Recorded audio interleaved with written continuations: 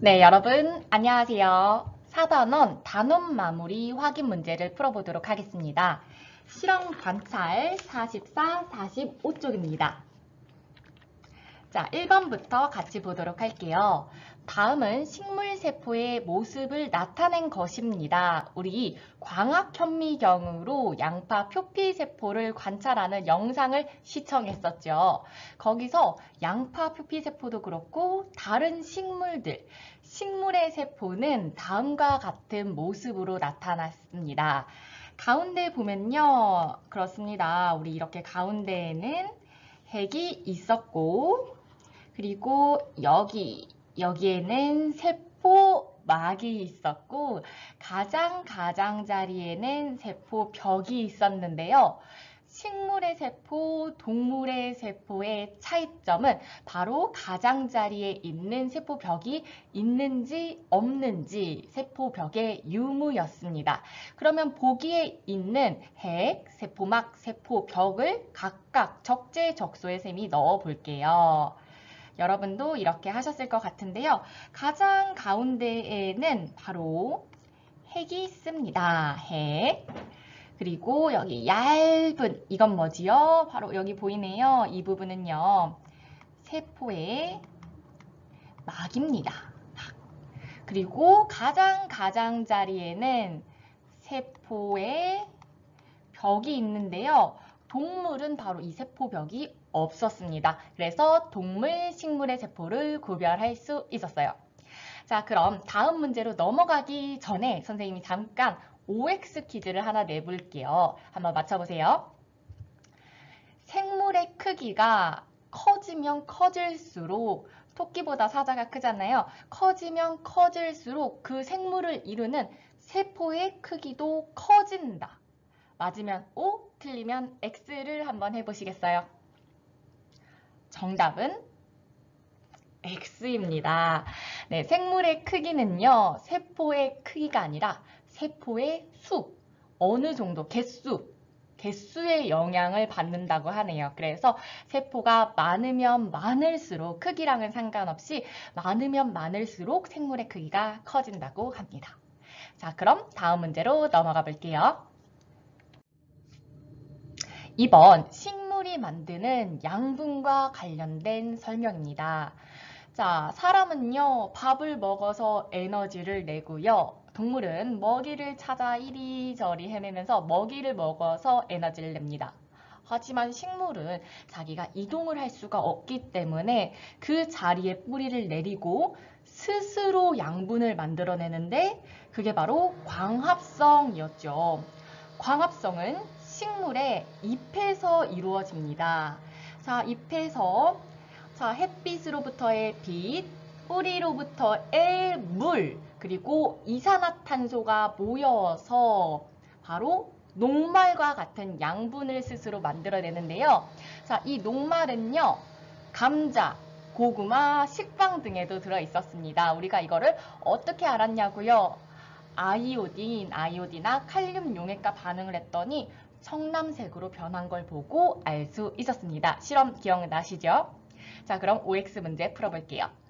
주로 잎에서 광합성으로 만든다. 주로 어디에서? 잎에서 광합성으로 만든다. 맞습니다. 광합성으로 만드는 거 맞고요. 아이고, 빨간색으로 선생님 해볼게요. 자, 주로 잎의 광합성 작용이었죠. 그리고 그것은 녹말과 같은 것이기 때문에 아이오디나 칼륨 용액과 반응을 하면 청남색으로 변했어요. 청남색 기억나시죠? 자, 맞습니다. 그래서 O를 적어주시면 되겠습니다. 아이오디나 칼륨 용액. 아이고, 기네요. 그쵸? 자, 3번입니다. 식물의 각 부분이 하는 일에 대해서 옳은 것은 어느 것입니까? 라고 했는데요. 이번 단어는 식물의 구조와 기능이에요. 각 식물의 구조가 있었어요. 공통적인 구조가 있었죠. 아래서부터 뿌리, 줄기, 잎, 꽃, 열매가 있었는데요. 그것에 하는 일을 알아봤습니다. 이번 단원을 총 망라하는 문제네요. 한번 정리를 해볼게요. 자, 뿌리는요, 땅속에 이렇게 뻗어서, 깊숙이 뻗어서 물을 흡수하고요, 식물을 지지하고요, 그리고 또 양분을 저장하는 역할도 했어요. 맛있는 고구마, 당근처럼요. 그리고 줄기는요, 이제 굵은 줄기도 있었고, 뭐 가는 줄기도 있었고, 감는 줄기도 있었죠. 이 줄기는 식물을 지탱하고요. 그리고 물과 양분이 이동하는 통로 역할을 했었어요. 우리 백합줄기 가로 세로로 잘라서 관찰했던 거 기억나시죠? 그리고요, 맞습니다. 감자나 토란의 알줄기처럼 양분을 저장하는 역할도 했었어요. 그쵸? 자, 그럼 이번에는 잎 볼까요? 이번 문제에서 잎에서 광합성 작용이 일어나기도 하고요. 그리고 기공을 통해서 물을 밖으로 내보내는 증산작용이 일어나기도 합니다. 자, 마지막으로 꽃과 열매 볼까요? 꽃은요, 이제 예쁘게 꽃을 피우는 건데요. 꽃가루 바지를 통해서 맞습니다. 씨를 만드는 역할, 아주 중요한 역할을 했었고요. 열매는요, 그 씨가 보호하고 있다가 그 씨가 익으면 널리 퍼뜨리는 역할을 했었습니다. 그러면 이것을 잘 알고 있었다면 1번부터 5번 쭉 읽으면서 옳은 것을 찾을 수가 있었을 텐데요. 선생님이랑 같이 해볼게요. 자, 씨를 멀리 퍼뜨리는 것은 누구의 역할이죠? 씨를 보호하고 있다가 씨를 멀리 퍼뜨리는 것은 바로 열매의 역할입니다. 네, 열매의 역할이에요. 그러니까 1번은 아니고요. 자, 2번. 씨가 멀리 퍼지지 않도록 합니까? 열매가요? 아니에요. 열매는 씨를 보호하고 있다가 씨를 멀리 퍼뜨립니다. 그러니까 이거는 열매의 역할을 제대로 설명하고 있지 않습니다. 자, 뿌리. 물을 흡수하고요. 네, 깊숙이, 땅에 깊숙이 있는 물을 흡수하고요. 식물을 지지합니다. 뿌리의 주된 역할 맞습니다. 자, 잎은요. 광합성 작용, 증산 작용이에요. 주로 양분을 저장하며 양분을 만들기는 하지만 주로 저장하지는 않아요. 그리고 식물을 지지한다. 아, 이거는 뿌리나 줄기 정도가 될 것 같은데 우선 잎은 아니에요. 그 다음 줄기, 양분을 만들고, 아 벌써 틀렸어요. 이거는 양분을 만드는 것은 식물의 잎이에요. 물을 식물 밖으로 내보낸다. 광합성 증산작용은 식물의 잎에서 일어납니다. 자, 그래서 정답은 3번이고요. 4번. 식물이 씨를 이제 퍼뜨리는 방법을 여러 가지가 있었어요. 그렇죠. 바람에 날리기도 했었고요. 그리고 동물의 털이나 인간의 옷에 붙어서 멀리 퍼지기도 했었고요. 그리고 이제 동물에게 먹혀서 배설물로 이렇게 널리 퍼지기도 했었습니다. 각각을 연결을 해볼게요. 자, 먼저 바람에 날려 퍼진다. 바람에 날려 퍼지려면 가벼워야 돼요. 그렇죠? 그것은 바로 이렇게 바람에 날리고 있는 민들레가 대표적이었습니다. 민들레 후하고 불어본 경험이 있으신가요? 맞아요. 이렇게 민들레처럼 가볍고 그런 식물들은 바람에 날려서 씨가 퍼지는 식물입니다. 자, 그 다음에 동물의 털이나 인간의 옷에 붙어서 퍼지는 것은요. 붙으려면 날카로워야 돼. 갈고리 모양으로 날카로워야 돼요. 날카로운 거 어디 있나? 도깨비, 바늘이 있네요. 자, 이렇게 모양만 보고도 이렇게 짐작을 하실 수 있어야 됩니다.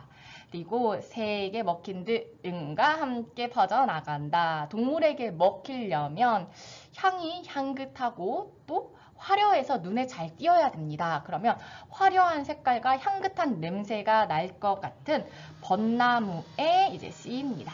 이런 식으로 적어주시면 되겠습니다. 네, 마지막 문제입니다. 감은 동물에게 먹혀서 씨를 퍼뜨리는 열매래요. 아까 우리가 4번에서 있었던 그 바람, 그리고 동물의 털, 그리고 동물에게 먹혀서 근데 이 세 번째, 감은 동물에게 먹혀서 씨를 퍼뜨리는 열매인데요.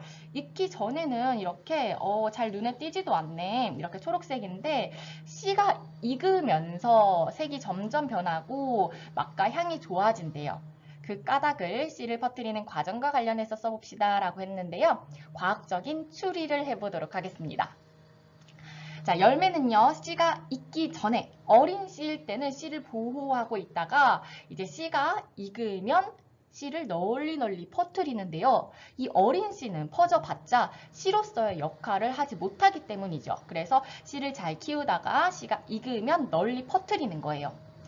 자, 그런데 만약에 동물이 이렇게 익기 전에 그 씨를 먹어서 퍼뜨린다면 아무 역할을 못하는 거죠. 그래서 씨가 익기 전에는 이렇게 약간 보호색처럼 눈에 띄지도 않고 향도 나지 않게 있다가 이제 다 익었으면 동물에게 빨리 먹혀서 씨를 널리 널리 퍼뜨려야 되기 때문에 색도 먹음직스럽게 향도 향긋하게 변하는 겁니다. 자, 이거를 우리가 글로 정리를 해보면 다음과 같이 정리를 할 수가 있습니다. 자, 열매 속에 씨가 익은 뒤에 이제 동물이 먹어야, 익은 뒤에 동물이 먹어야 똥으로 나온 씨가 번식을 할 수가 있어요. 어린 씨는 아무 역할을 할 수가 없거든요. 그래서 감이 익기 전에는 열매가 이렇게 지금 초록색이죠. 그래서 동물이 잘 볼 수 없지만 익은 뒤에는 이렇게 주홍색으로 잘 보입니다. 그래서 맛도 좋고 향도 좋아서 동물이 이 열매를 먹고 나서 막 여기저기 이동을 해서 배설물과 함께 씨가 퍼지게 되는 것입니다. 자, 이렇게 해서 우리가 5가지 문제로 이번 단원을 마무리하면서 잘 공부했는지 확인해 보았는데요. 문제를 풀면서 혹시라도 헷갈리는 부분이 있다면 교과서 다시 한번 찾아서 또는 실험 관찰 다시 한번 찾아서 정확히 짚고 넘어가시길 바라겠습니다. 자, 그러면 이어서 다른 활동을 해보도록 할게요.